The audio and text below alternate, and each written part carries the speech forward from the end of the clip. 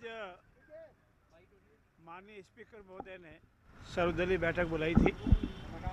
सर्वदलीय बैठक में हमारी ओर से मैं स्वयं था, मुख्य सचेतक महोदय थे और हमारे प्रतिपक्ष की ओर से माननीय प्रतिपक्ष नेता टीकाराम जी जूली थे, रफीक भाई थे और अन्य माननीय सदस्यगण थे। अध्यक्ष जी ने सबसे आग्रह किया कि हमारी राजस्थान विधानसभा का गौरवपूर्ण इतिहास रहा है, इसमें पक्ष और विपक्ष को अपनी बात कहने का अधिकार है, लेकिन वो बात मुद्दों के अनुसार नियमों में आकर के कहे और सब ने अपना अपना डिस्कशन करने के उपरांत आखिरकार सब ने अध्यक्ष महोदय की बात को माना है और ये तय हुआ है कि बजट सत्र के दौरान हम विधानसभा के सत्र पर पक्ष और विपक्ष अपनी अपनी बात रखेंगे और जो बात रखेंगे उसका सरकार हर वक्त जवाब देगी।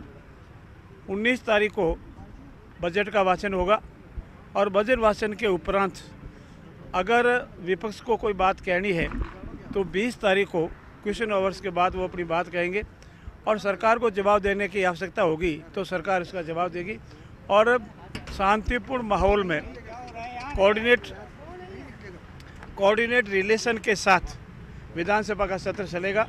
सभी ने आपसी सहमति से और ये तय किया है कि हम हमारी परंपराओं के अनुसार सदन चलाएंगे। मेरा ये मानना है और विशेषकर मैं विपक्ष का धन्यवाद भी देता हूं कि वो सदन को चलाने में पूरा सहयोग करेंगे। विपक्ष जो भी बात रखेगा वो हमारे लिए विकास के काम होगी, वो सुझाव देंगे, आलोचना करेंगे, समालोचना करेंगे, उसको हम स्वीकार करेंगे और जो भी मुद्दे रखेंगे सरकार हर वक्त उसका जवाब देने को तत्पर और तैयार रहेगी। सर, फोन टेपिंग को लेकर सरकार जवाब देगी सदन में, क्योंकि बड़ा अगर वो कोई फोन टेपिंग का विषय रखेंगे तो सरकार अवश्य उसका जवाब देगी। तो इस बैठक में बात हुई कुछ, क्योंकि पिछली बार विधानसभा स्थगित हुई थी, इसी हंगामे के बीच ये इस सब बातों का आपस में कथन हुआ है, आपस में बातचीत हुई है और इसके बाद निर्णय हुआ कि नहीं सदन को हम चलाएंगे और नियमों के अनुसार जो भी विपक्ष अपनी बात रखेगा तो हम सरकार उसका जवाब देंगे। गतिरोध खत्म हो गया। एक तरह से पूर्ण वातावरण के साथ गतिरोध कोई न था न है, अब न गतिरोध रहेगा।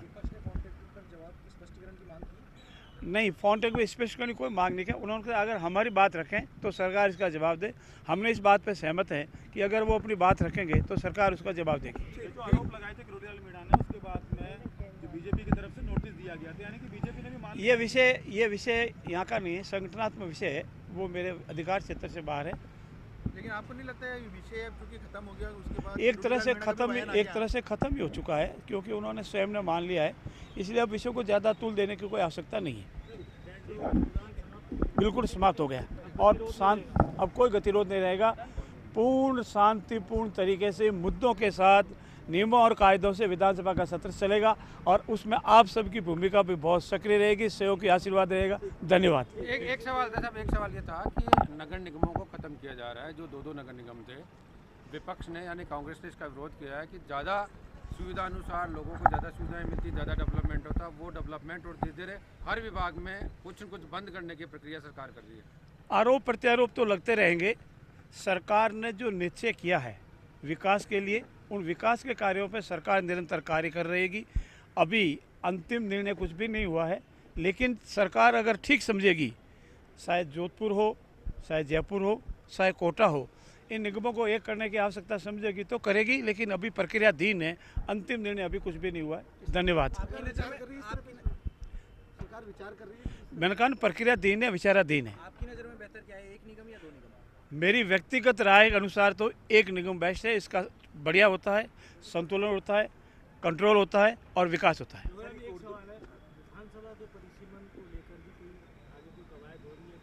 देखिए भाई साहब, ये विषय जो है वो अभी का नहीं है, अभी सेंसर नहीं आया है। 2022 या 23 में जो भी सेंसर आएगा उसके बाद पार्लियामेंट डिलिमिटेशन एक्ट पारित करती है और पार्लियामेंट डिलिमिटेशन एक्ट पारित करने के बाद उस डिलिमिटेशन एक्ट के अनुसार विधानसभा हो या लोकसभाओं का परिसीमन होता है। ये किसी भी विधानसभा या किसी भी सरकारों के हाथ का विषय नहीं है। पार्लियामेंट से कानून पास होता है और पार्लियामेंट से आइदर सिटिंग जज सुप्रीम कोर्ट के या रिटायर्ड जज वो उनके चेयरमैन बनते हैं, उसकी प्रक्रिया तय होती है। अब इस बारे में अपने विचाराधीन कोई विषय नहीं है। लेकिन राजस्थान की वर्तमान स्थिति के अनुसार आपको क्या लगता है कि क्या होना चाहिए? देखिए, डिलिमिटेशन कानूनी बाध्यता है।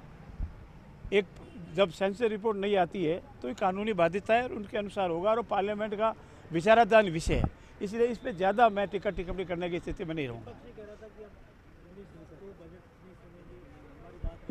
हाँ, बजट विपक्ष सुनेंगे, ये सारी बातें हो चुकी है और वो जो अपनी बात रखेंगे उसका जवाब हम देंगे, सरकार की ओर से उसका पूरा जवाब होगा। उर्दू विषय खत्म करके संस्कृत का प्रस्ताव लेने के निर्देश दिए गए, क्या करें? इस बारे में अभी कोई विषय विचाराधीन नहीं है और शिक्षा मंत्री जी मेरे से बेहतर बता सकेंगे कि धन्यवाद।